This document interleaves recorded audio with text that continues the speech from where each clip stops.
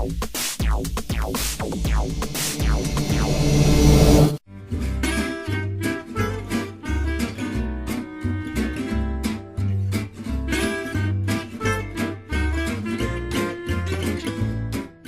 have a school that is offering classes for people that are interested in tasting a lot of wines. We've come a couple of times. It's fun to come and just taste a couple of wines and talk with other people who are interested in wine and just, try and figure out your palate a little bit more. Tonight we're covering Cabernet Sauvignon. We're doing an Old World versus New World smackdown, which means we're going to have in your left glass, Old World, in your right glass, New World. Really what that is talking about is the Old World type of style where they're older vines and they don't have the technology that the New World has. The other thing we're going to do is the fifth wine tonight is actually going to be a second tasting of a New World wine, but we're decanting it. So what you want to do is note down as you taste this across the board here. Sight, you're going to look at it and you're going to say, okay, what does it look like? Is it cloudy? Is it clear? Is it dark? Is it light red? Kind of what is the color? You're going to go then next and you're going to do a swirl. And you're going to swirl the glass and then you're going to smell it. These are the 5 S's. I think the most important part is to really go ahead and, get the swirl on the glass going, get the aroma so that you really have that nice nose that comes in. The smell of the wine is the most important part. And once you have the smell down, then you can go ahead and you can begin to taste the wine and you can really start to appreciate where it sits on your tongue, whether it's at the front of the palate or at the back.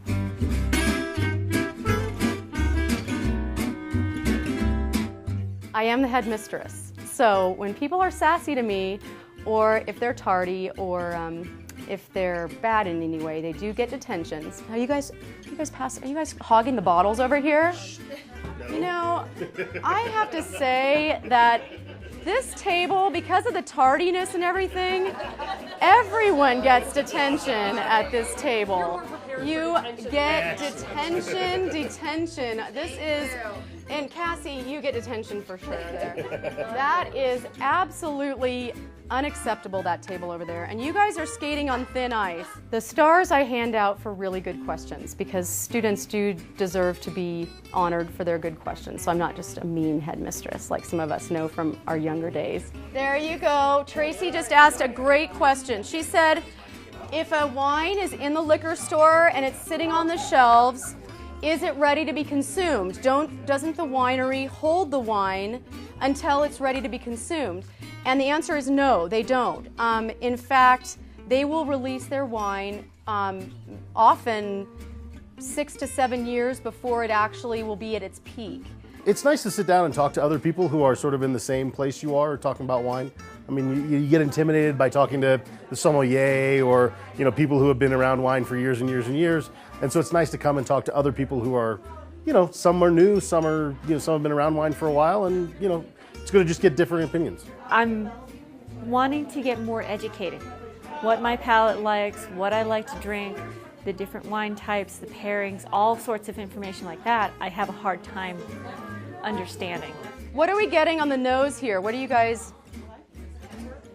Pepper. Pepper? You guys getting pepper, licorice over there? Well, I asked the students to, as they're tasting the wines, to keep in mind their familiarity with the type of wine they're tasting and then compare the wine that they're tasting right then to any other wines they've had like that. And then at the end of the class, I asked them for their grade on the wine, A, B, C, D, or F. On the Rutherford Ranch, Cabernet, obviously. All right, show of hands for A. 1, 2, 3, 4, 5, 6. B. 1, 2, 3, 4, 5. I'm a very hard grader, I think. I think I'm very tough on wines. I think the vintners have so much competition today in the market that they really have to prove themselves and they have to live up to be something really good. However, when you're only tasting 5 for an evening and you're going to rate those 5, that's all you're rating, it's easier to give them a better grade than if you were comparing them against the spectrum of what's out there in the full market.